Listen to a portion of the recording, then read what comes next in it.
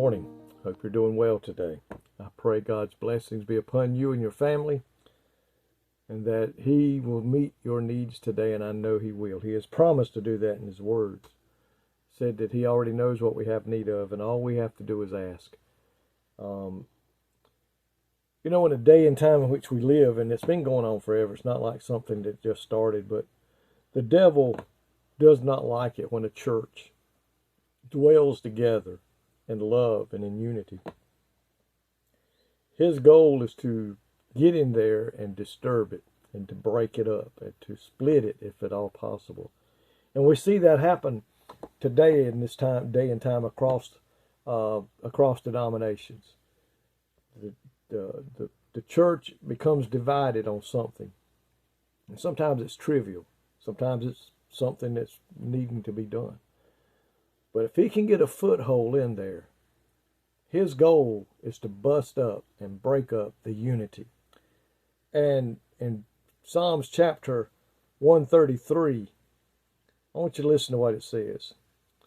Behold, how good and how pleasant it is for brethren to dwell together in unity. It is like the precious ointment upon the head that ran down upon the beard, even Aaron's beard, that went down to the skirts of his garments, as the dew of Hermon, and as the dew that descended upon the mountain of Zion. For there the Lord commanded blessings, even life forevermore. And if you look in this verse, in this little 3-verse chapter, it says, brethren, to dwell together in unity. And that's what makes it so good, is that people will dwell together in good of the Lord. Fervent love for God and for one another, along with the sanctification and truth of God's word, will bring this unity together. And it will cause it to dwell together and work together for the good of the church and for the good of the Lord. And if we as people, if we as church members would come together and realize it is all about Jesus Christ. It is not about anything else. It is all about what Jesus wants done. And if we would commit to obeying the word of God and seeking God in everything that we do, the Bible said, in all your ways acknowledge Him.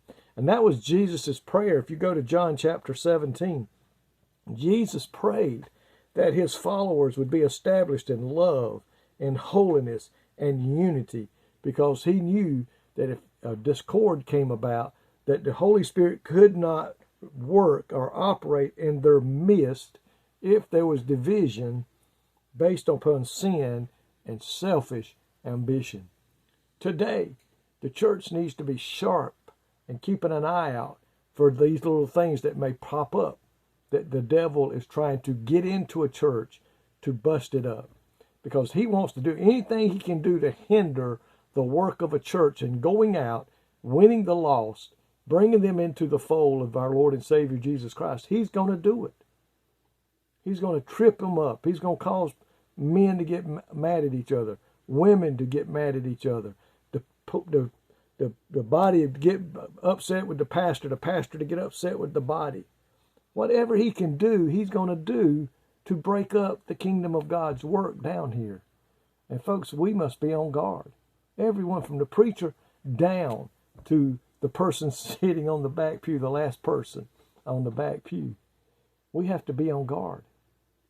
We can't just think that everything's going to go good. We pray that it do. We work hoping that it will. But God's people need to be aware that the enemy is working overtime. He knows his days are numbered, and he is working overtime to bring discord. Chapter 133 in the book of Psalms is entitled on this Bible here, Brotherly Unity. Where there is unity, where we be like the upper room, in one mind and in one accord, accomplishing that Jesus wants to accomplish, listening and following the leading of the Holy Spirit, and do those things, we can stay strong and lift up each other in prayer, share that brotherly love for one another.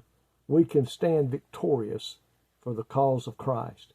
And that's what we need today in this country and in this world more than we have any other time, is unity in the church, that we can be victorious over Satan and his enemy and our enemies. Lord, thank you today for this verse that says, brother, how good it is for brothers to dwell in unity, for the good of the country, for the good of the church of God, for the good of those who are lost, that we may win them to the Lord and strengthen the believer and praise you and lift you up. Lord, if we can do that today, we can be more than victorious through Jesus Christ, our Lord and Savior. Help us to be that way today, God, I pray. In Jesus' name, amen. May God richly bless you is my prayer.